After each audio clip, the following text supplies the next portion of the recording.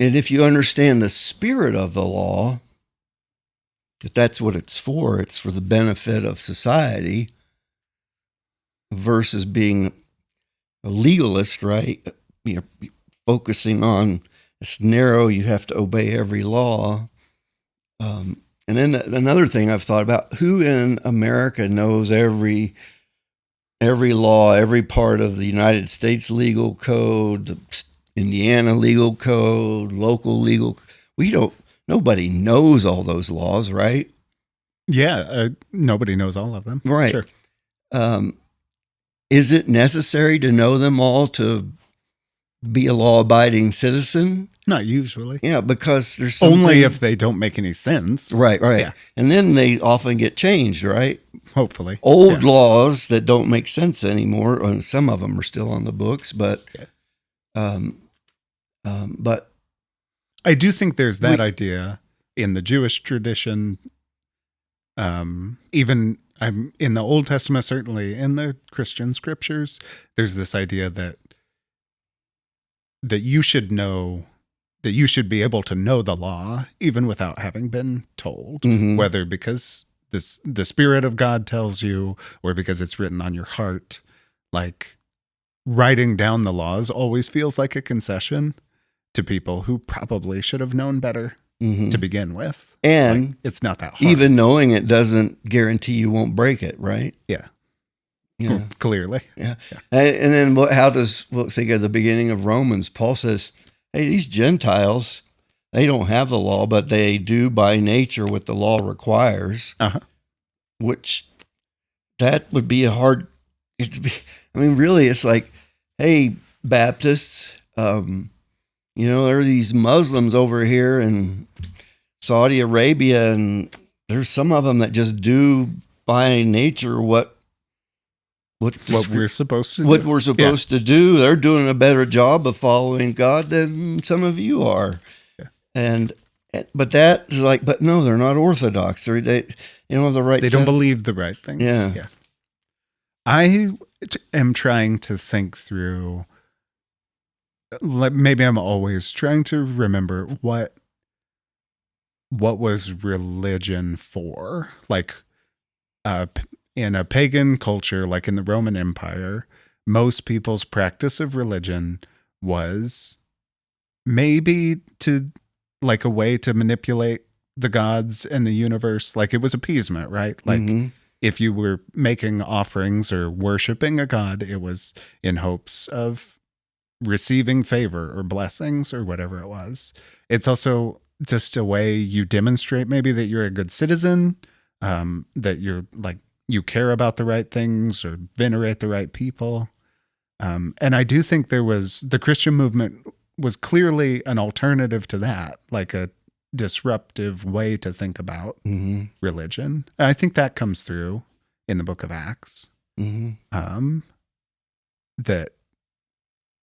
That even if this looks to me like religion as usual in a way that's not especially interesting, 2,000 years ago, this was still a very different way of thinking about God. Like, God doesn't care about your offerings. Like, God is not giving some people special treatment. And if good things or bad things happen to you, it's probably not because God. Well, and then there's examples in Acts where God appears to be just as kind of capricious and unpredictable as any of the pagan gods.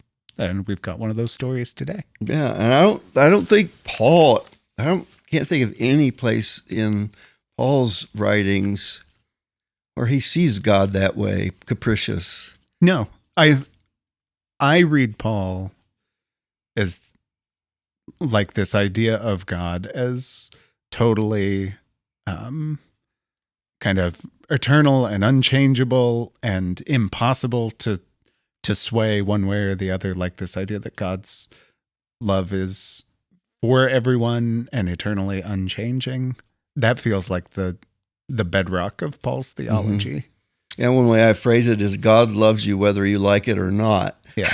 And I mean, it's that simple. And for some reason, I think because of this focus on narrow morality, we have this idea is nurtured in the church sometimes that, well, actually, God is pretty picky about who's in and who's out. Yeah. And probably that's what I dislike about Acts. Like, that's what I react against, is I think Acts sometimes treats God like that, or characterizes God that way, as super picky. Mm-hmm. Well, Paul was a thinker. He really was a theologian. Yeah. And one of the greatest. Yeah. I mean, really, I think so. Yeah. And I think a lot of people don't appreciate how, I mean, to me, Paul was brilliant. And yeah, it may be hard to understand, but to me, I think if you can get like the core of what was important to Paul, it actually isn't that hard to understand. What he's doing is he's trying to help all these churches who are struggling to understand themselves and to live this out. But for Paul, it's like really simple. Yeah. Mm-hmm. Should we start? Yeah.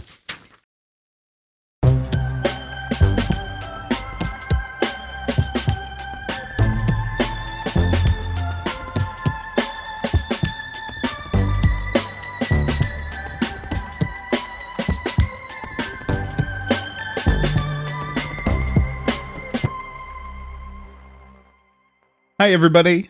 My name is Evan. And I'm Scott. We are both Baptist pastors, and this is our podcast about the Bible. But you don't have to worry, because we're not here to save your souls. We won't be telling you what to believe or how to behave, and we promise never to invite you to church. We just like to talk about the Bible, what it actually says, where it probably came from, and how it's been understood or not by different people in different times and places. This is your warning, though, especially if you are or have been a person of faith. For our purposes, the Bible is not a sacred text. During this podcast, we'll be treating the Bible more or less like any other book. While you're here, there is nothing you have to believe, there are no beliefs you can't question, and there are no questions you can't ask. Welcome to the Unholy Bible Study Podcast. Scott, how's your day going? Going well. Yeah. We're getting started a little bit late. Yeah, I'm a little less frazzled than you may be. Yeah. It's I've been running around all day. It's the benefit of being retired. That must be nice. Yeah. So, what do you do when you wake up in the morning? Today I woke up. Do you get up early, or I usually am up by 6 at the latest. Yeah, that's. And I don't set an alarm. I'm an early riser. When you wake up, do you feel awake, or does it like take time to shake off the fog? Yeah. So do you like walk in the morning? Do you read? No, I start read. I usually start reading news updates first thing. Then having the ADHD brain, my wife jokes around that then I start all my daily research. Oh yeah. Yeah. And it's very random and yeah. So do you, for example, one day I got interested in the whole idea of yawning. Why do we yawn? Because we have chickens, and one of our chickens I saw yawn, and then I'm like, chickens yawn? Yeah. And then I'm like, did you find any yeah, there's a whole science based, I forget the name. So I guess animals, like dogs and cats definitely yawn. Do all animals yawn? I'm guessing if birds do. Yeah. What about like fish and ocean animals? They can't yawn, can they? It doesn't. Yeah, I've never seen. I guess you'll have to look that up. Yeah, but next time. There's a whole discipline devoted to, and I cannot remember the name of it. But cool.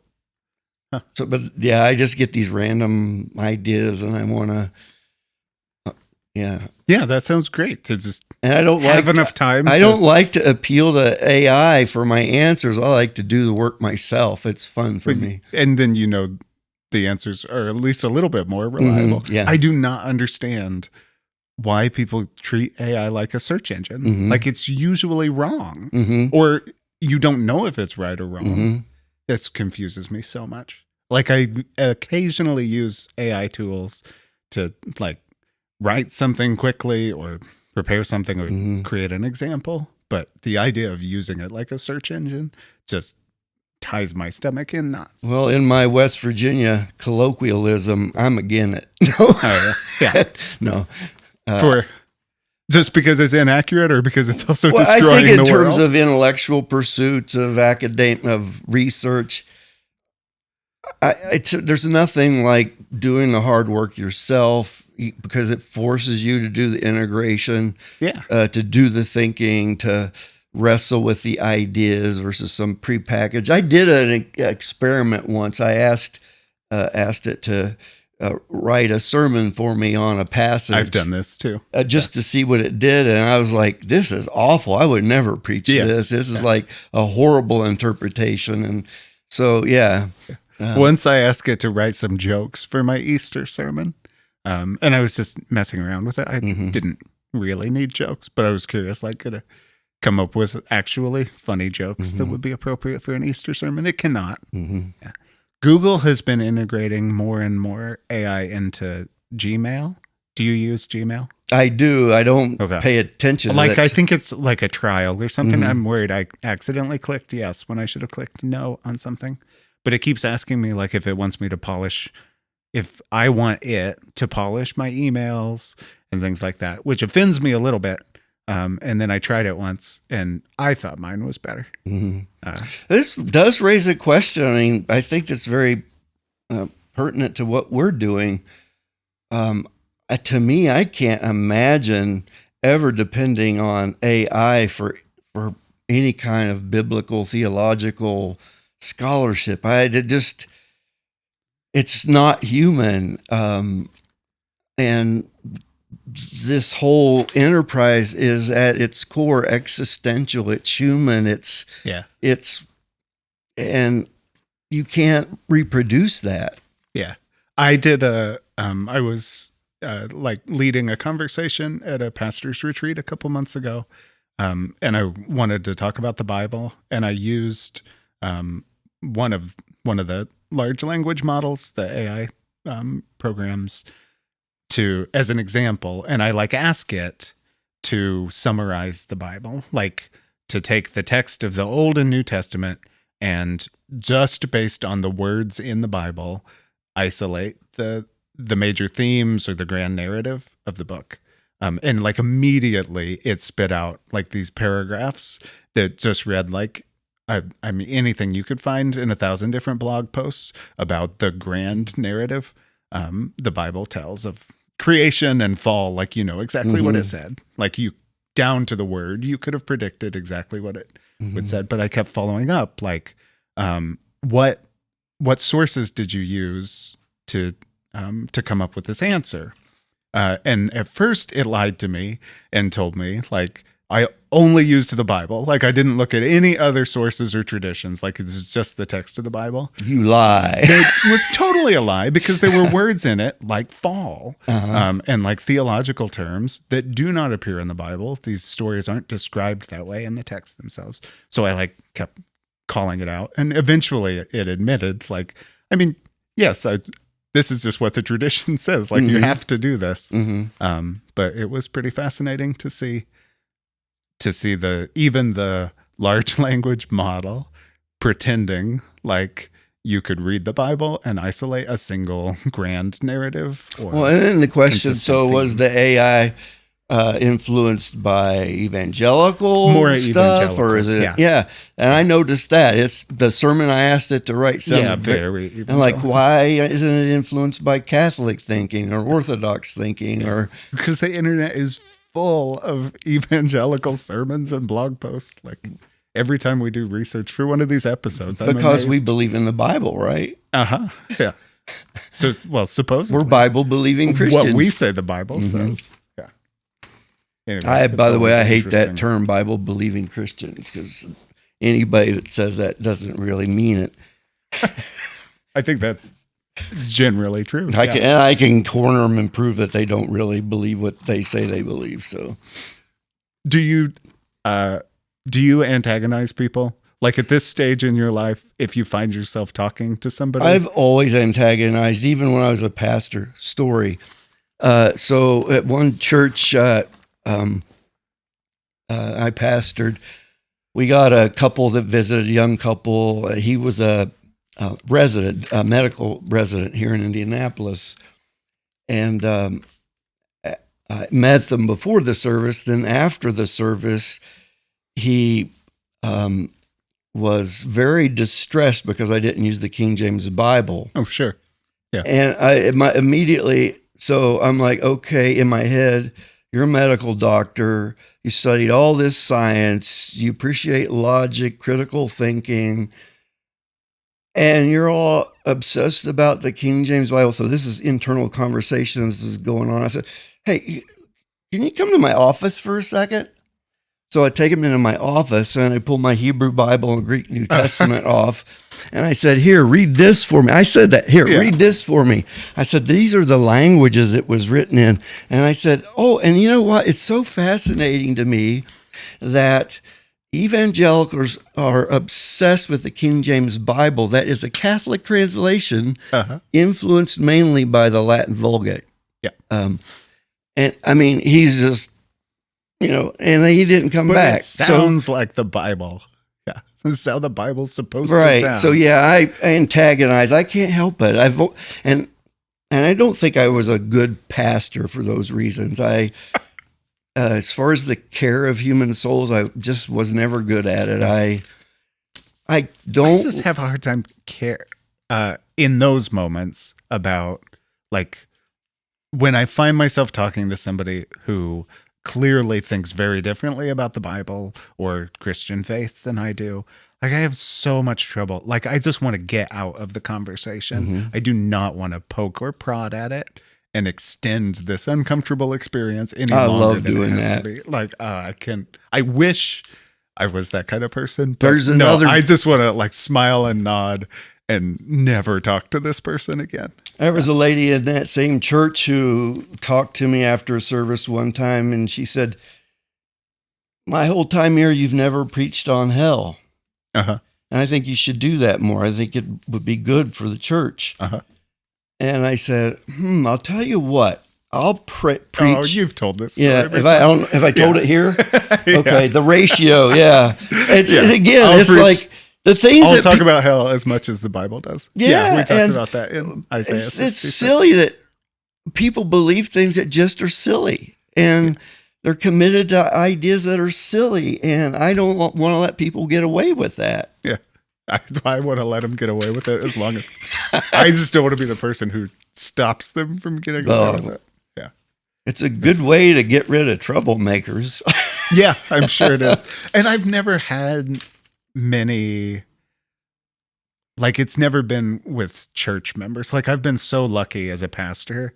Like, my whole experience has been at First Baptist Indianapolis, where even though it's a pretty diverse congregation in terms of, like, background and perspective and theology, like, everybody's pretty open. Like, we don't have any really rigid people that I have to like worry about, or that those conversations never happen in my day job. It's when I meet some random neighbor or somebody out and about or at an event or something, and they hear I'm a pastor and make a bunch of assumptions about what that means and what I believe. And I just want those conversations to end.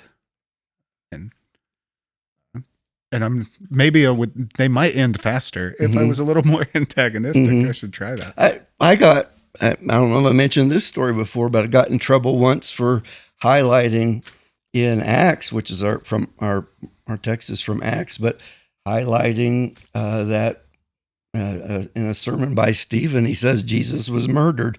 That raises a whole lot of questions for atonement theology, right? Yeah. How we understand Jesus' death. Yeah. What it means to say that Jesus' death saves us. Yeah. So how do you weave in that Jesus was murdered, a criminal act, to this atonement theology? It raises a lot of questions, makes things uncomfortable. And I got in trouble once for teaching a class and bringing that up. And somebody higher up in the chain tried to correct me, and No, I don't think you've ever told that story before. That's a new one. And that I heard that you said in this class that Jesus was murdered. I said, yeah, I did.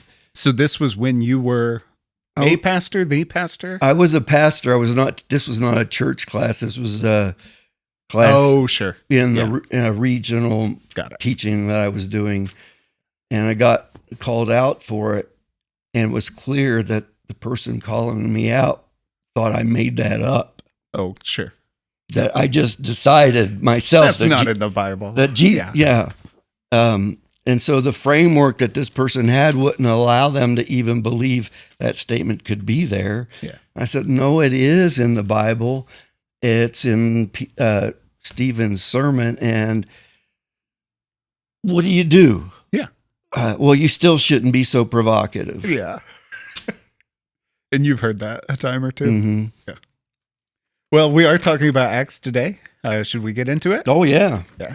Well, we have a wild one today. Today we are reading the 5th chapter of the book of Acts. This is a book in the New Testament, which goes by a few different names. Sometimes it's just called Acts. Often it's called the Acts of the Apostles. And this gives us a clue, although not a perfect one, about what this book is supposed to be and what it's trying to do. That title suggests that this book is going to be an account of the heroic or notable deeds of some person or group of people. So this was a familiar genre of Greek literature. You might read the acts of a famous historical or mythological figure. But as you actually read this particular book in the New Testament, you start to realize that this is more than just a list of impressive deeds.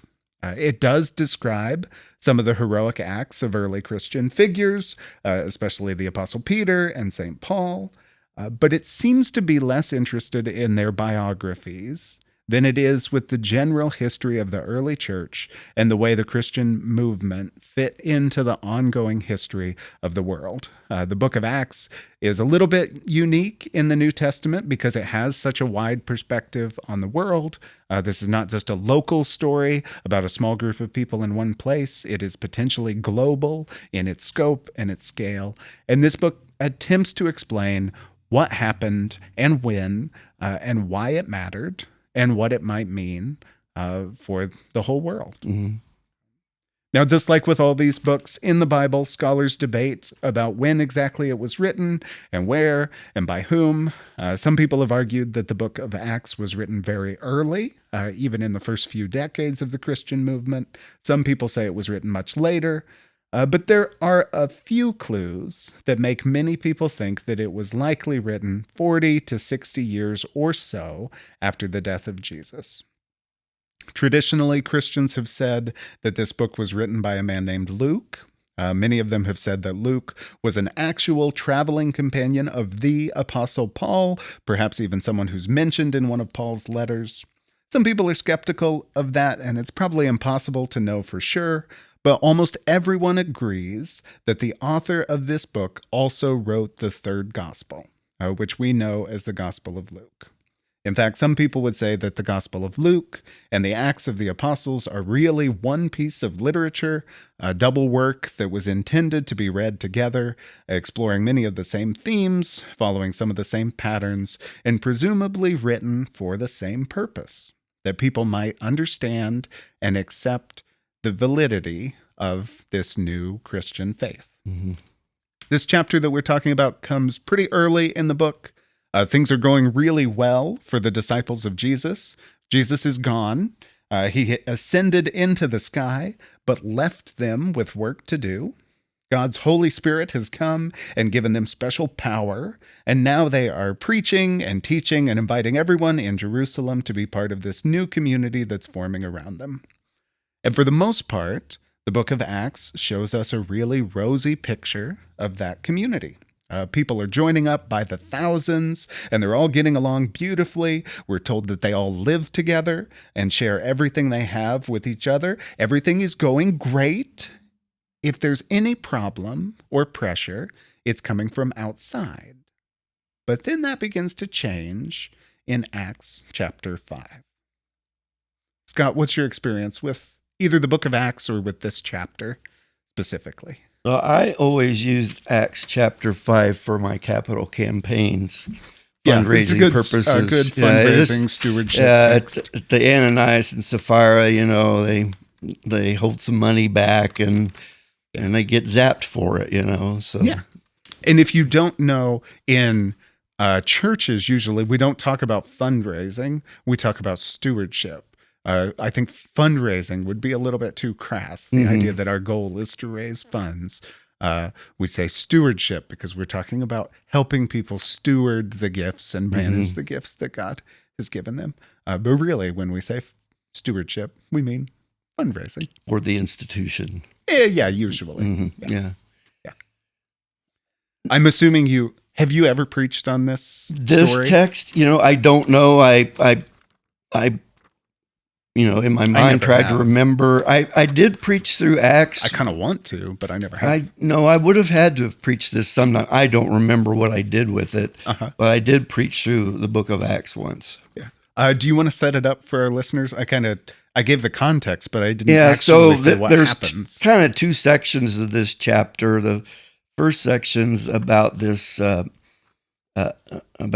episode with husband and wife Ananias and Sapphira, and they are giving their resources to the early church like everybody else was, except I think chapter 4 even ends by saying that other people are doing this. Like we're told the church holds all property in common, so like they're all giving everything they have. And I think at the end of chapter 4, it says that people are selling land that they own and shared everything they had, the proceeds to the church. Yeah. So it really was a communal way of life. Do you buy it?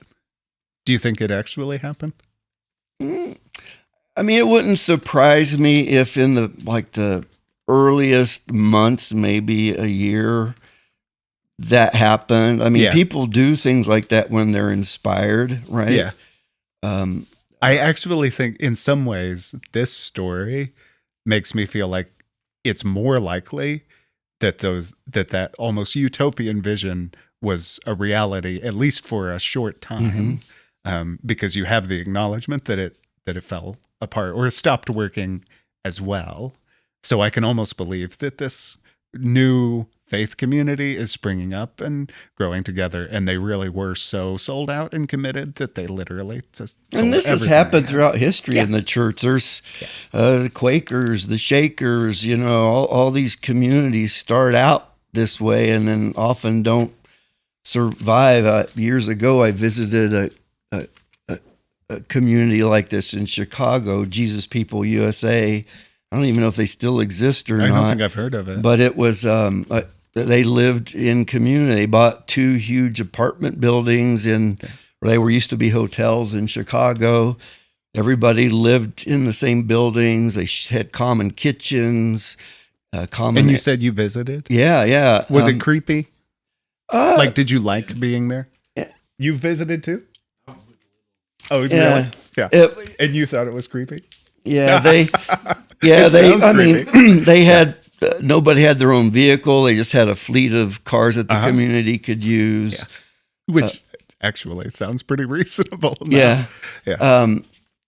And in the earliest days of it, it worked. Yeah. I don't know what happened. I don't know if they still exist, but I don't think those kinds of things can last. You can't program it. You can't organize it. You can't institutionalize that way of life. Yeah. That I think you're probably right. I don't know that I've had so few direct experiences. Like I've heard stories about communities like that where everybody's totally bought in and makes it work for a while. But I've always gotten I've never, maybe when I was like a very young adult, like I do remember visiting like kind of new monastic communities, people living, often like a couple families living in a big house together in an intentional Christian community. This was a movement at kind of in the early 21st century, this idea of that families would live together, share lots of expenses so that they could be better Christians together. But even that, like, there was probably a time where that was a little bit attractive to me, or like kind of inspiring to me, but I never actually wanted to do it. Like, it always felt kind of creepy. You know, it's interesting that some of the Catholic orders have maintained this for centuries. The Benedictines, the Franciscans. Yeah, I don't know if I have a good reason, but monasteries don't feel creepy to me. Well, you take the vows. way that Jesus people do. Yeah. Yeah. And I don't know why. Maybe because it is, well, no, I can't. But they're very insulated, insular, you know. Yeah, I think it's because they're like they're intentionally isolating themselves from the rest of the world. Like they're making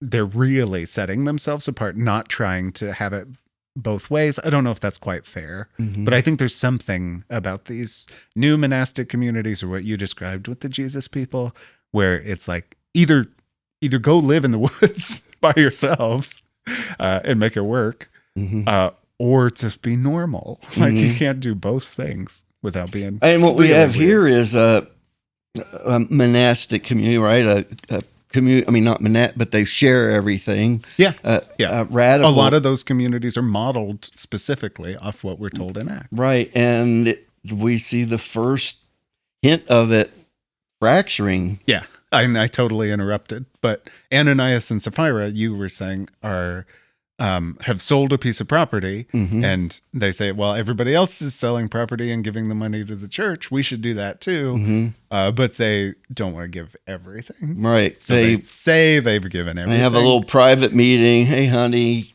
you know, do you think we should keep some of this? You know, just a little, just in case. Yeah. Which is fairly reasonable. In case this doesn't work out, you know. Yeah. Which actually kind of makes sense, but it's not the craziest thing a couple could decide to do. But they pay the price. They do. What happens to them? Well, so Ananias, he comes to bring his proceeds from his sale, and lies about how much they got for the property. He's confronted by Peter for the lie, and then he drops dead. Yeah. And then she drops dead too. Right. Yeah. Because she repeats the lie. Yeah, that's what we got for it. And and it's almost like you could read this whole chapter and that's the only thing you remember, because it's such a striking story and it's so bizarre. Like there's nothing else in the New Testament like this. There's nothing else in the book of Acts like this. But it's less than half of this chapter. Like it goes on, it tells this story about this dramatic kind of miracle that releases some of the apostles from prison and the way they're preaching. And it's like the story goes on, but my brain stops with Ananias and Sapphira. And I scratch my head, you know, if I was compiling Luke Acts, compiling these stories, you know, think of the hundreds and hundreds and hundreds of stories and episodes that you could have collected. I suppose so, yeah. And why this one? Yeah. So much has to be left out. To preserve this story means it had some significant meaning. But I even am not like totally sure in my own research.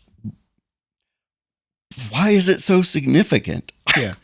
And there really isn't, we were talking a little bit earlier, there's not that much research on this passage. Like a lot of the stories in the New Testament especially have been poured over by scholars, and there's 1,000 different theories about what or why this is there.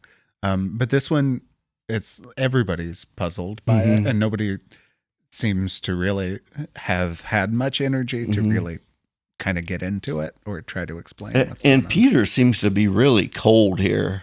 Yeah. I mean, after it's not a Ananias is great dragged out and buried, then he confronts Sapphira, and he says, those men there, they just dragged your husband out by the feet and buried him, and they're going to do the same to you. Yeah. And then she drops dead. Yeah.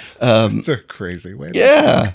Like, so what, but yeah, when I try to make sense of this myself, the one thing that I think this is a subtext to this is community and how community is sustained. And I read somewhere, and I wish I would have made a note, but there was a phrase used to describe this, that deceit destroys the commonwealth. That's the way it was described. Deceit destroys community. Think about any relationship. If lying is happening, it breaks trust, right? Yeah. And that's really what this is about. You've got this community, they're sharing. Yeah. They're living like a family, really, right? A radical, large family. And then you've got some family members who are deceitful. Yeah. And then presenting themselves as they're being as generous as everyone else. And you think about it, I do think it illustrates that, but it's such an overwhelming example. Oh yeah, it's not the and it raises so many more questions. Story I would preserve to communicate that message. Like you gotta have better examples than this. Yeah, but yeah, the way the church starts in this community that is characterized by this radical generosity. Yeah. And one thing one of our episodes we did, which was from Luke, the other half of this combined document, and it was Jesus in his sermon in Nazareth, where he proclaims the Jubilee. Yeah. And what is the Jubilee? Well, it's this radical, it's everything getting redistributed. Redistributed. Yeah. Right. Leveling, everything comes back and everybody gets their share again. Yeah. It's a vision of an egalitarian society, right? Yeah. Or at least one that never gets too far out of whack. Mm-hmm. Like it can always be reset. Right. And I can't remember exactly the phrase at the end of 4, but it said they had no poor among them. Uh-huh. Or they made sure that all the poor, everybody had what they needed. Yeah. And now I don't know who gets to decide who needs what. Mm-hmm. Well, actually, we do know because that story happens too a little bit later. But if there is this deceit, if you've got members of the community who are, hiding, what's in here really, if it's found out, it can wreak havoc in any community. Yeah. So God kills them. Mm-hmm. Well, it doesn't say that. No, that's true. We could talk about it. Any other? I know we talked kind of before we really got started about some of our big picture thoughts on Acts. Yeah, so one of the most significant narratives in Acts is Pentecost. Yeah. I think. So Pentecost was a festival, is a Jewish festival described in the Old Testament. It commemorates the giving of the law to Moses, and it's a yearly festival. So, and then the book of Acts tells a story of Pentecost, a story that happens during the celebration of Pentecost. And for Christians, it takes over the name. When Christians say Pentecost, they usually don't mean the Jewish festival. Right. They mean the event that's described in Acts. And it's sad to me that we have lost the connection. Because I think if you know the connection, it like opens up a world of possibilities of understanding what Pentecost was, what the church is. But and the parallels are so striking. Moses is up on this mountain, and there's, fire and lightning, all this stuff going on, and Moses comes down and he's glowing. It's and God, and what is it? God had given the law, right? Yeah. Tablets, and that is supposed to be the framework for Jewish community from then on. And so on this celebration, what happens? Well, fire comes down from heaven, right? It's the Spirit. And what is the result of it? Well, to me, I see in this community, which is and it starts to grow, a manifestation of this kind of this Jubilee vision, right? This vision of radical equality, of a radical justice, of it's like the perfect implementation now with the gift of God's Spirit, that the hope, the deepest hope, the highest aspirations of the community that Moses formed, and at the first mountain, it's like all those dreams are now going to come true in this new community that's forming out of that old one. Yeah. And what happens? It gets infected. It works for a couple weeks. Yeah. Which is pretty good. Maybe that's all you need. And it's still happening in the church. We're still like fighting against. I mean, just in a basic sense, community, I think, is a hard thing. Yeah. And it's hard especially in this culture, to have any kind of sense of community. It definitely is. I think there's a lot of people have talked about the ways community continues to be fractured and fragmented, and how isolated. I mean, you hear about the epidemic of loneliness, and I think lots of thoughtful people have articulated how our society in the United States right now, a lot of those community centers, or the places where people connected to each other, have kind of been swept aside or broken. Churches would be one of them, I think. They used to be a hub for community, and they just aren't as vibrant or don't connect people like they used to. I think if there's something I do like about the book of Acts, I like that it's realistic about that perfect community that exists for just like 2 or 3 chapters in this book. It's fleeting, and they never get it back entirely. There's just little glimmers of what the community could be. So I do like that it's not, Acts as a book does not set especially high expectations for what it's like to be part of the church. I like that on the one hand. There's also a part of me that thinks, then why are you telling this story? Like, it almost feels really cynical to characterize the church on one hand as this world-shaping, transformative movement that started, and then on the other hand also acknowledge, like, but it's not really that much better than anything else. Like, and then what's the benefit? Here's the conclusion of the story: and great fear seized the whole church and all who heard these things. Yeah. So you hear the story. You hear the story, and what does it provoke? Fear. Yeah, we're all terrified. Yeah. Of God. Yeah. And I'm like, oh man, we played the game, take it or leave it. I'll just go ahead and tell you, I'm leaving this one. I'm not keeping it. Yeah. I'll just volunteer that right now.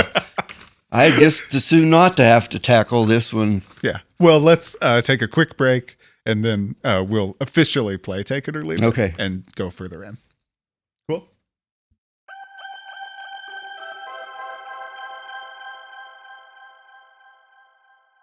We are back. And Scott, you already told us where you're going, but Take It or Leave It. Acts chapter 5. You said you're leaving it. Why? I just flat out, because it sucks. I despise this story. I do. No, I don't blame you. It's the story. Well, as a story, it's kind of cool. In the Bible, it sucks. Yeah. It just doesn't preach well. It doesn't, I don't know. I don't see how it doesn't feel helpful to me. I can't think of a reason why I would turn to this passage for the benefit of the church. I can't remember. Have we talked about Adventures in Odyssey before on this podcast? Was that a radio show you all listened to? Not it was me. like a focus on the family. Do you know about it? No, I don't. Okay. So it's a focus. It's still running. It's been running for like 35 years. It's a radio show produced by Focus on the Family. So it's like a James Dobson property. But it's it's an evangelical Christian radio drama, like half-hour episodes about this creepy little town where almost everybody's Christian, and they have all these different stories. It's I listened to it as a kid. Like I had the episodes on tape, and would listen to them over and over again. But that's where I heard this story. I cannot remember the context. I can't remember why. It was like a show within the show, or a Bible study within the show, or something. But they acted out this story. And I remember having this sense of like, wait, this is in the Bible. Like, that sounds like a joke. Mm-hmm. But no, it's really there. Mm-hmm. Exactly the way they Yeah. And again, I would love to know what was in Luke's head. Why collect this one and keep it? Yeah. I think it was a bad decision. Yeah. I leave this one too. I mean, that story sucks.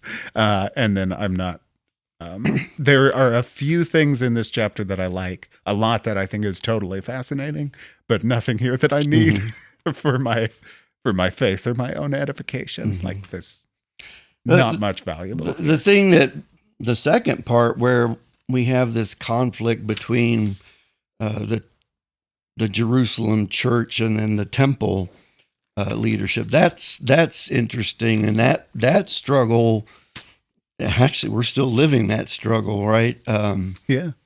The two factions of the early church that really were never able to work that out. And then look at the number of factions we have today. Yeah. I mean, I think there's a lot of material to talk about. Why are human beings so inclined that way? So, you look at the Pharisaic view. They probably see these early Christians as heretics. Of course, yeah, definitely. And that the right thing to do with heretics is shut them down. Yep. And that we've pretty much hung on to that value. Yeah. The only wise person in here is Gamaliel. Like, you know what? There is a chance that this could really be a God thing. Yeah. This is the thing I love in the story. It's one of my favorite things in the book of Acts. And it's the only thing in this chapter that I think is really worthwhile. Yeah. It's just let it be. If this is of God, it'll work out. And if it is of God, we ought to pay attention to it and take it seriously. Yeah. If it's not, it'll fizzle out. Yeah. And did I say I'm going to leave it too? I can't remember if I actually said that out loud. I think you did. Okay. Yeah. So we're unanimous. This chapter sucks. Mm-hmm. And nobody needs it. And so I'm sad that to do that, I have to sacrifice that part. Yeah, well. But Gamaliel, there's enough. Over it. Yeah. Let's get Ananias and Sapphira out of the way, and then we can talk a little bit more about the second episode, which is the more normal and kind of thoughtful, helpful part. And I know we already set it up a little bit. So this couple lie to the church about how much money they made selling their land. They pretend like they're giving all of it to the church, and then they literally just drop dead. And you already mentioned this. It is not clear what kills them. Like, it's a little bit ambiguous. It literally says, so Peter, they bring this money to the church, and Peter confronts Ananias, the husband, and says, "You're lying about how much money you sold this land for. You've held some of it back. You're lying." And Peter says, "You're not trying to fool us. You're trying to fool God." Now, when Ananias heard these words, this is verse 5, he fell down and died. So it's a little bit. It's a reaction to the confrontation. Yeah, is he just scared? Is he overwhelmed by feelings of guilt? Like, is this just a natural thing that happens because he's done this awful thing? Like, it doesn't say God struck him dead. It doesn't say Peter struck him dead. Either of those things might be true, or he might have just died. I mean, guilt and stress can do a number on the human body. Yeah. Sure.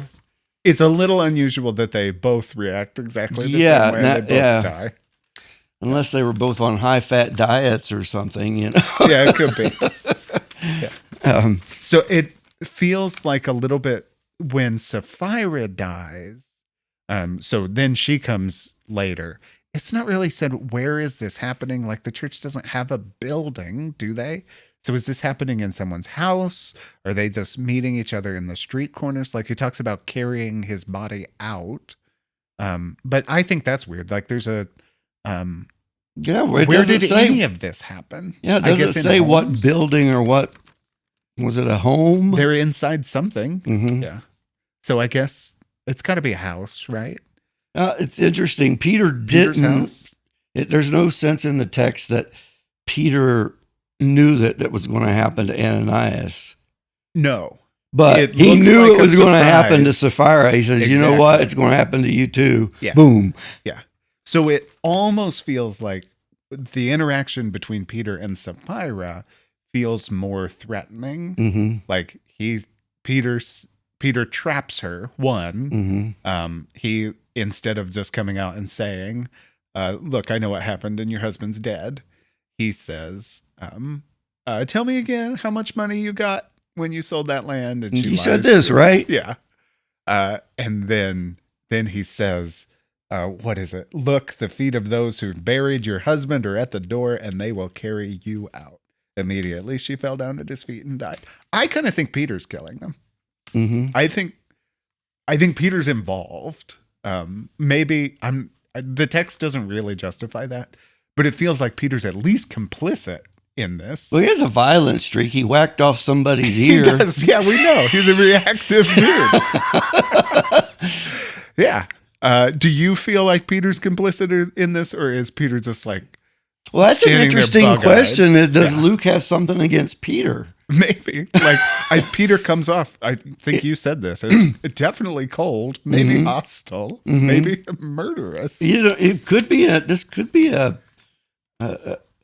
window into personalities. Maybe that's why it's here. Maybe it's a smear job on Peter. That raises an interesting question. How do you go about interpreting any passage of the Bible?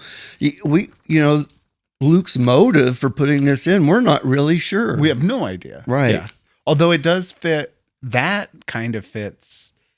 If this chapter is about how powerful Peter was, like that almost fits into the idea that this is an Acts of the apostles, and especially of the apostle Peter.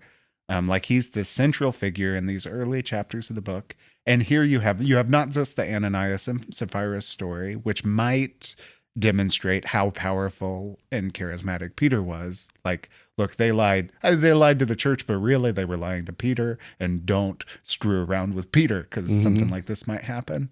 But in the next paragraph, you also have, it kind of switches focus, broadens out, says everybody's terrified because of this horrible thing that happened, but also people are flocking into the movement and everybody's hearing about this church. And it's characterized as this citywide phenomenon where people are bringing out the ill or the lame and laying them in the street in hopes that Peter's shadow would fall upon them and they would be healed. It doesn't explicitly say that happened, but at least he's become so larger than life. Yeah, like so well known that people think just seeing him, touching his shadow would be enough to heal you. It kind of fades after this. Like this is one of the only places in Acts where Peter is that kind of figure. Well, and Acts preserves the fact that Peter just had a really hard time grasping this gospel. God had to give him a vision, and even then he struggles. Yeah, Peter, that's true. Peter has this hard time interacting with Gentiles. It's just hard for Peter, even though that seems to be what the Spirit is trying to do. So I wouldn't say it's super sympathetic of Peter. No, it's not. But it's more sympathetic toward Paul. And if Luke was threads, is Luke trying to incorporate different elements of a tradition? Has he heard stories that are both sympathetic to and critical of Peter, and he's trying to weave them all together? Well, okay, so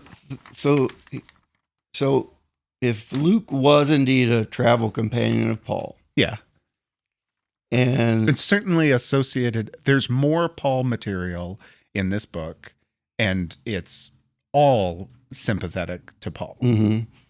And if that's the case, if he was a travel companion, think about the episode with Paul and Peter. Yeah. That Paul documents where he calls Peter out, says you've betrayed the gospel. Luke would have known about that, that may have influenced Luke to collect the unsympathetic material for Peter. Yeah. I think it is as good an explanation as any for why this story gets included. Well, maybe it's a good Peter PhD dissertation. Yeah. And that's a question you have to ask anytime you're looking at the Bible, right? Why is this stuff here? Well, we don't know the motives why some of this stuff is collected. Well, because God wanted it there, right? Right. Yeah. Luke, take this down. Right. I do like. So this does raise questions about, we have this bizarre story, and one of the reasons it feels so bizarre is because it raises all these questions that then are not actually explored by the text. Like, what do people actually owe to the church? Like, there's a question here about giving, giving to the church, giving offerings, giving tithes, fundraising or stewardship or whatever we call it, has always been part of Christian practice. And this story kind of explores the theological foundations of giving to the church. Does God expect us to support our churches with our money? And if so, how much? One thing that I think what I started to say is, Peter does say, you didn't have to give any of this money. The problem is not that you held money back. The problem is that you lied about it, and God hates that. And why? Because you're presenting to the community that you're being generous just like everybody else. Yeah. Yeah. But you're not. Yeah. And you're lying to God. You're lying to us. Yeah. And it fractures and fragments that community. Mm-hmm. Yeah. But that doesn't happen today, right? Never, no. Yeah. Does it feel to you like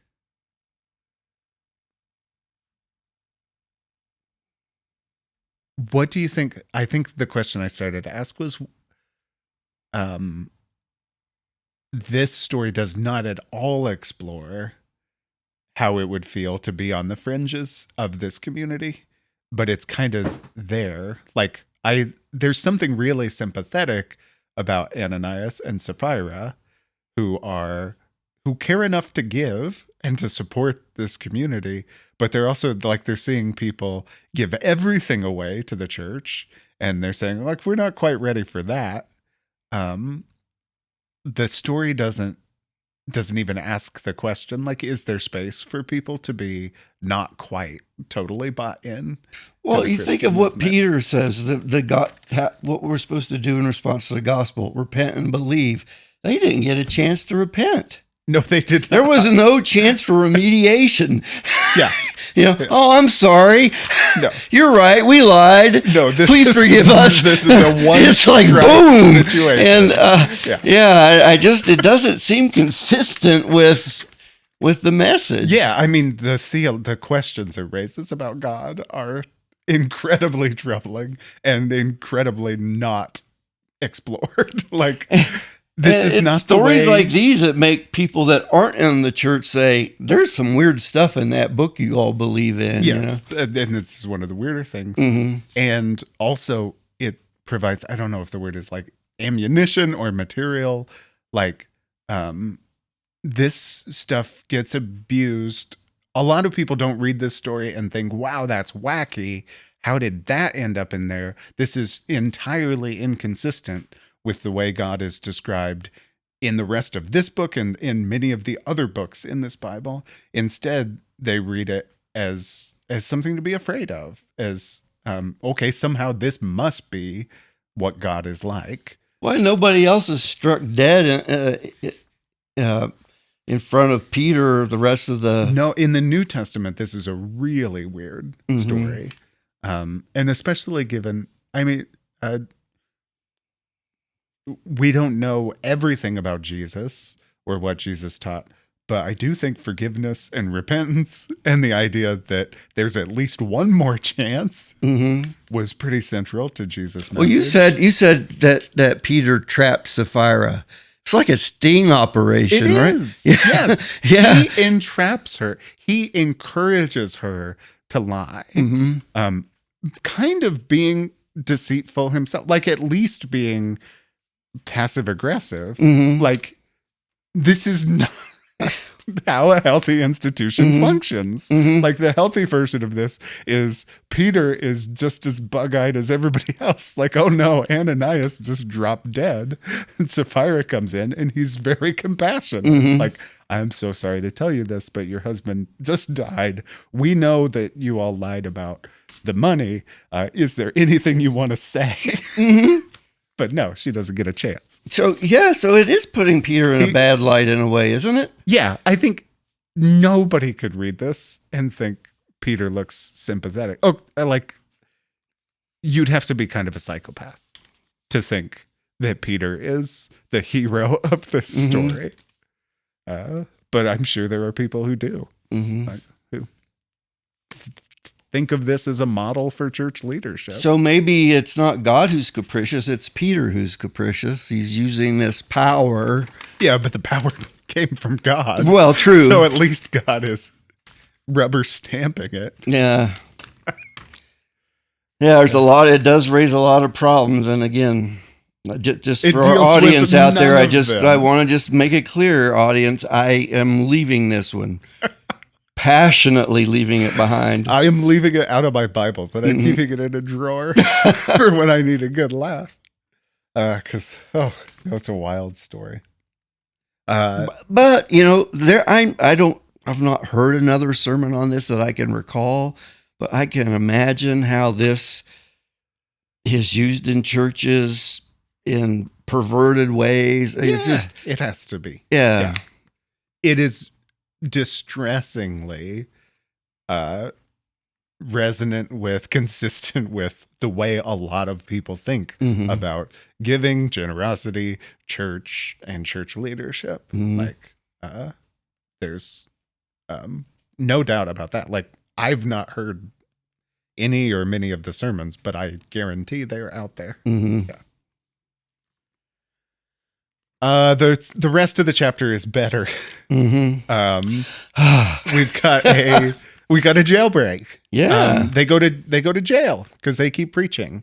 So Peter is when he's not striking people dead or healing the sick, Peter is preaching and teaching. So we've got this idea that the apostles who knew Jesus and are at the center of this movement, every day they're going to the temple and they're joining the teachers there, which would have been a practice. Like the rabbis and the teachers of the law would have been in the temple. I don't think we know exactly how that works. Like, do you sign up for slots like at a comedy cellar or something? Or do you just show up and see if you can draw a crowd? But they're there. They're teaching about Jesus. And the temple authorities, including the police, tell them to stop. They don't stop. And so they get hauled off to jail. Which raises a question. Was this jail in the temple? Oh, that is a good question. This is a religious arrest. It is. So it says the high priest took action because they were there. he who are with him. So these are the Sadducees, Mhm. specifically named the Sadducees, not the Pharisees, which would have been another sect, but not one with authority in the temple. Mhm. So this is the Sadducees, which would have been like an upper class sect within the Jewish community that we know was in a position of power and authority, like they ran the So temple. they had a jail somewhere. It says in the public prison. That's how the NSV Oh, really? translates it. Okay. But what the hell is a public prison in first century Jerusalem? Like, who built that? Mm-hmm. And who manages it? I don't know. Like, is this Herod's prison? Does the king have authority over it? Is this a Roman prison? I have no idea Yeah. what the prison infrastructure would have been. That the Sadducees had, And they've got the keys. At least they can open they're it and drill deputized someone somehow. in. Yeah.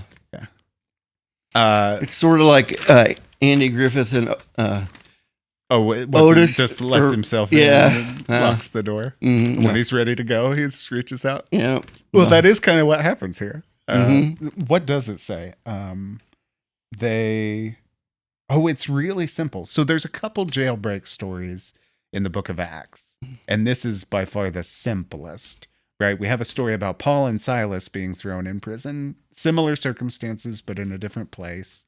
And that one, we've got like an earthquake. We've got the walls falling down, chains falling off. This one, it's just an angel comes and opens the door, and they leave, and they go right back to the temple and keep on preaching. Mm-hmm. I loved these stories when I was a kid. I loved the prison break stories, especially the other one with the earthquake. But even this one, I like the idea. And it just brings to my mind a song I remember from my teenage years by Thin Lizzy. There's going to be a jailbreak. There's a song. Yeah. Yeah. Was that a religious song? No. No. Who opens the door in that It one? could be used, though, I would think. Yeah. It could be turned into a worship. No chorus, maybe. angels? Yeah, no angels, no. So I do love, it's almost slapstick the way, what does it say? Like the temple police go the next day to try to find, to bring him out. I don't know if they're taking him to a hearing or a trial or whatever, but they're like, where are they? They're not, we left them here in prison and they're gone. And then somebody, they're wondering what's happened. And then someone arrived and announced, I love this line, look, the men whom you put in prison are standing in the temple and teaching the people. So they go right back to where they were and what they were doing. Can you imagine if the church had a arrest authority today? It would be interesting to see how that worked out. It's terrifying to imagine that. I mean, I actually don't even like to say out loud that that could be possible. Mm-hmm. Yeah. I'm not sure this podcast would be allowed. Oh, definitely. We would just have to trust an angel would bail us out. You've got this line that I do like, or I think is interesting. Then the captain went with the temple police. Oh, so it is the temple police. Mm-hmm. We have that line. This is fascinating. I hadn't even noticed it. Mm-hmm. But these are, the temple has police. Like, ugh. Mm-hmm. Like, Well, you need them.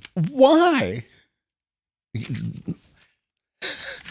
Because of these guys. Yeah. You gotta Because arrest somebody's heretics. gonna say something wrong. Uh-huh. Yeah.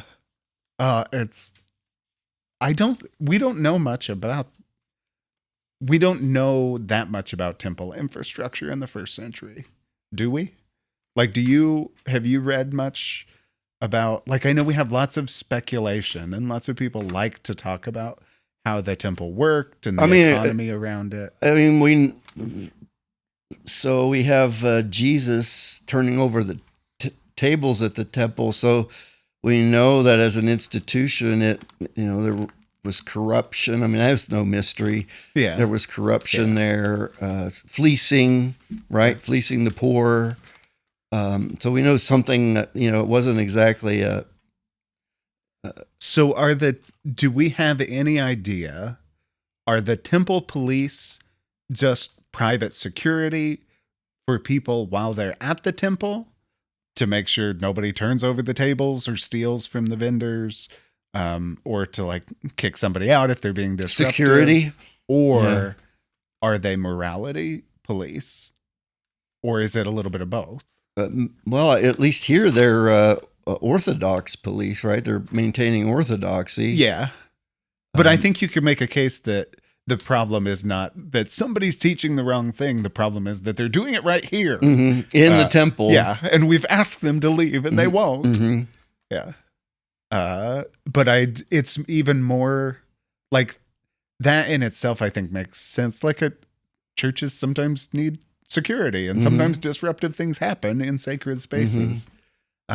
Is much more troubling to imagine, which has happened. It also happens still in some places. But the idea that the coercive power of prison and the police would be used to enforce the things that people believe, the things that they say, the ways they behave, even when they're not hurting anyone physically or.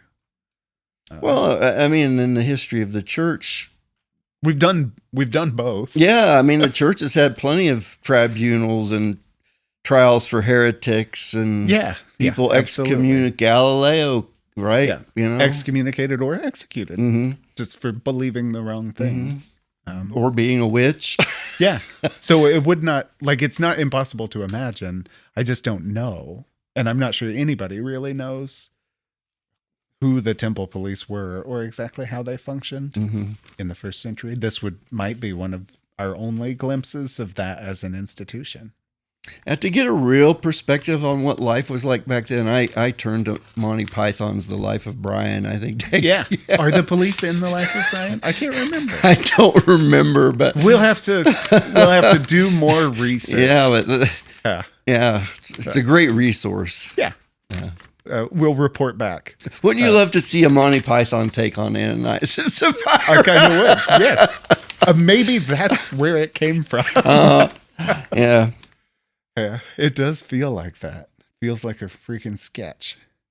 You know, it's interesting, though. So you've got these people obsessed with getting the apostles out of the temple area. Yeah. But then you've got this voice of reason, yeah. Gamaliel. Yeah. So even, I think I started to say this and then got distracted by the police. You've got this tension, which is, that's what happens. Yeah. You've got this tension between the temple authorities, the Sadducees, want to get these guys out of there. But you've got this line, this is what I started to read. The temple police get them from the temple again, but without violence this time, because they're afraid of being stoned by the people. So again, you have this idea that this is a popular movement with most people, even though it's unpopular with the temple authorities, the ruling class in Jerusalem. The implication is there had to be a pretty big crowd there for them to be afraid. Yeah, that the police are scared of what the mob will do to them if they hurt these charismatic figures that everybody likes. And they're trying to figure out what to do. That, and you started to talk about Gamaliel's the voice of this. Reason, the singular voice of reason. How do we stop these guys? Is it time to? Do they even say like? I think Peter is arguing his case before this. In almost a trial, maybe not a formal trial, but Peter is dragged into this space before the ruling class, and he's making his case for why they should be allowed to preach, and that saying we're not going to stop, like God has called us to do this, and you can kill us, but unless you do, we will not stop preaching. Okay, now here's something I just noticed. So these were the Sadducees, right? But Gamaliel is a Pharisee. Is a Pharisee, yeah. And Paul was a Pharisee. I think Gamaliel is explicitly named as one of Paul's teachers. Am I right about that? That sounds familiar. Or is that I'm pretty just a sure. tradition? No, I think that his name comes up in one of the letters. I think it's an Acts tradition. I think Gamaliel is referenced as a mentor of the Apostle Paul. I might be wrong. That might just be a tradition. If we could take a mini break, I would like to find that out before we continue. Yeah, sure. Let's look it up. A few moments later. Yeah. Okay, we're back. Yes. And so here's what we found. Gamaliel's not mentioned directly by Paul in any of his letters. Right. But at the end of Acts, we're told in chapter 22 that Gamaliel was Paul's teacher. Yes. Paul does describe him in a speech later in the book. Paul describes Gamaliel as his teacher. He says he learned at his feet. So this is a figure from the world, from the orbit of Paul, or Paul emerges from the orbit of Gamaliel. And the Sanhedrin, the court, whoever, I can't remember where, it's the high priest questioning Peter and the other apostles, and they're so angry. The priests are so angry about Peter's answer and Peter's response that they want to kill them. They want to stone Peter and the apostles. And Gamaliel is the one who says, take a breath, think about what you're doing. And do you want to describe his answer? Or his recommendation? I love it. It's one of the best things in the Bible. Yeah, he just says, leave them alone, because if this thing is from God, you're not going to be able to stop it, right? Yeah. If it is not from God, it'll fizzle out. He uses these other examples, these other figures. Judas of Galilee, and Judas the Galilean, Theudas, claiming to be somebody. So you've got these people. It's happened before, right? There's the era we live in. Like, we've got messiahs popping up every other year, and he says they always fade away. So we don't really need to take police action. Yeah, chill out. So it's a contingent of Sadducees, right, who want to do the arrest and the violence and all that. Yes. Gamaliel says, and he's a Pharisee. And he's described as a Pharisee. So a different theological group of people. Yeah. They didn't have official roles in the temple. Right. But it's a growing movement too. Not horribly unlike, I think we've talked about this before, not totally unlike the Christian movement. It's an alternative sect within first century Jews. Of which Paul was a Pharisee. Yep. Trained by this guy. Yeah. And the Sadducees listen to his advice. And they say, okay, we won't. Yeah, he talks them down. We won't put them in prison, but we're going to flog them. He says, don't do it. Just leave them alone. And they say, okay. We'll take part of your We'll advice. just beat them a little bit. Because that'll stop the movement, right? And then what happens? So they leave, they rejoice. They consider themselves, they celebrate. Because they were considered worthy to suffer dishonor. And they did not cease. For the sake of the name, they did not stop to proclaim Jesus as the Messiah. They should have listened to Gamaliel. Yeah. Gamaliel says, you might even find yourself fighting against God. It's the best. I don't entirely know what to do with this, but it's one of the best examples in the New Testament of how to be a profoundly religious person. It's like there's humility here. This idea that what do we know about what God is doing? And to try to control it, to pretend like we are the only authority that matters, is going to get us into trouble. It's fascinating to me. I'd not stopped to notice that Gamaliel is a Pharisee, and the high priest and the other figures who are angry are Sadducees. The reason I'm interested in that is because in other New Testament books, the Pharisees are not the voice of reason. They're the opponents. They're characterized as the group in power or the oppressive group. Well, Jesus says the Pharisees are a brood of vipers and whitewashed sepulchres. Yeah. So Jesus didn't seem Their to... religiosity is poisonous in a It's lot legalistic. of the New Testament. Yeah. But here, it's the Pharisees. Well, Paul is also a Pharisee and quite poisonous to the Christian movement when he begins. But there's also there's at least a sympathetic figure in Pharisaic Judaism, which, I mean, so this is being written after the destruction of the temple. Like, the Sadducees are long gone. They are kind of the villains in Acts, in the story that Acts is telling. But the Pharisees are maybe a movement we could get along with, we could coexist with. Like, we all acknowledge that we don't know exactly what God is up to or how God might be at work. There has been, I've read scholarship on whether Jesus was possibly a Pharisee. Oh, really? Mm-hmm. Yeah. And I don't recall where I read, it's years ago, but there's even, a question, was Jesus an insider critiquing the Pharisees? Yeah. Because he would have been a rabbi, right? Right. And the Pharisees were the rabbinic. Right. And certainly less Not involved in the temple as conservative. much, yeah. Yeah. I know when we hear the word Pharisee, we often think of like a conservative movement, but it really wasn't that. It was a reformist movement, kind of opposed to like the Essene communities, the Qumran community, people like John the Baptist, who seemed to be taking a really hard line on, no, you've got to follow the law exactly this way. You've got to live exactly this way. And if you don't, you're going to burn.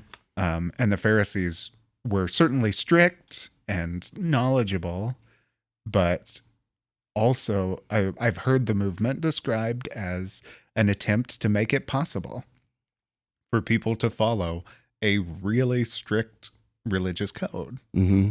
So I do think Jesus kind of sits between those movements, or it's hard to tell exactly where Jesus is on that spectrum.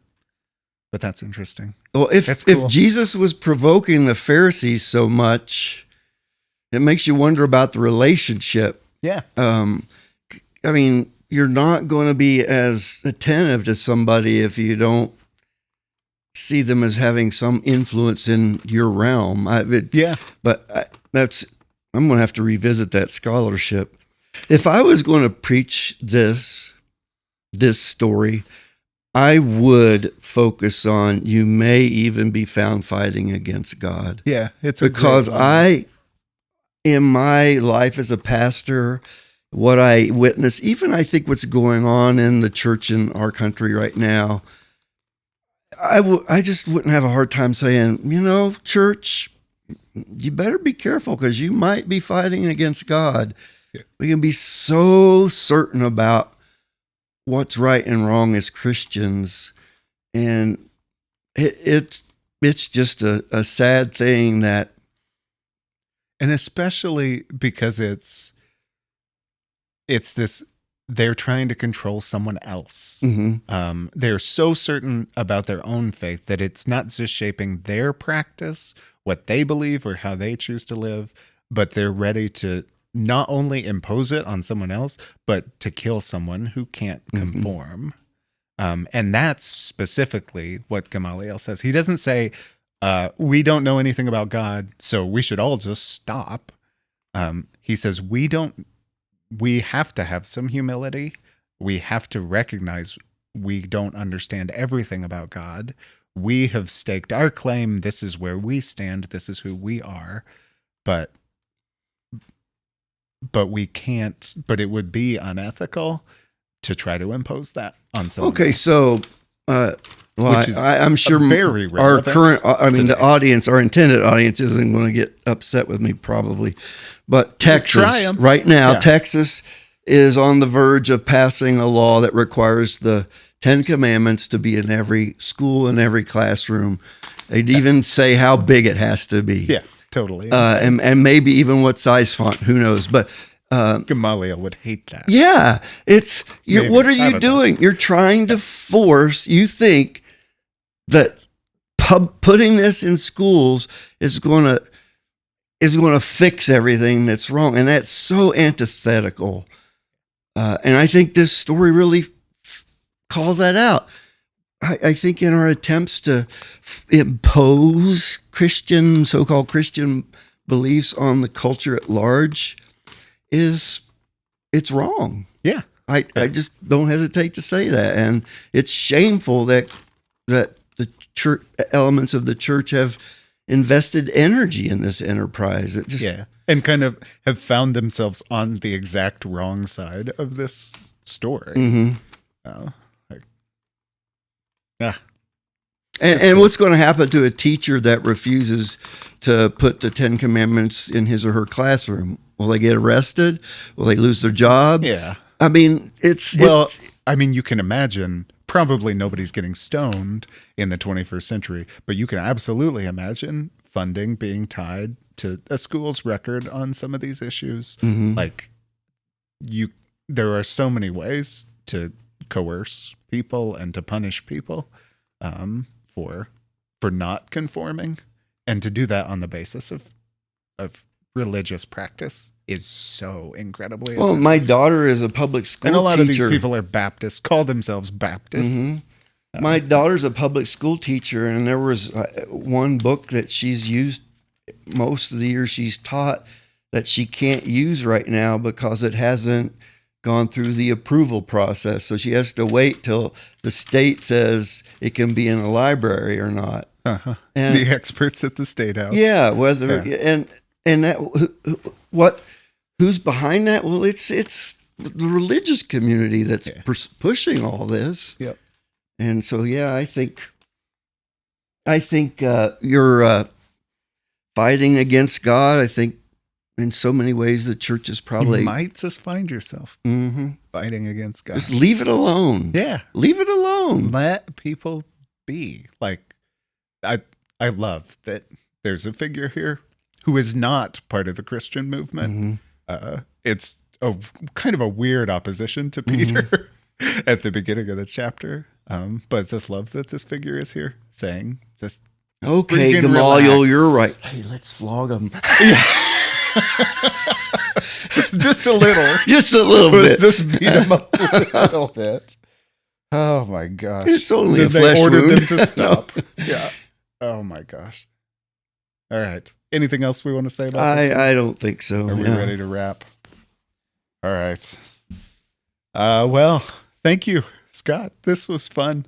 And thank you. Yeah. And thank you. We both discovered a few things looking at the text. Yeah, this was a great conversation.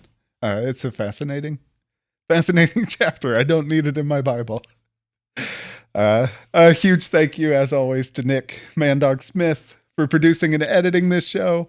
Thank you to our executive producer, Jay Kennedy. Thanks to the people at First Baptist Church of Indianapolis.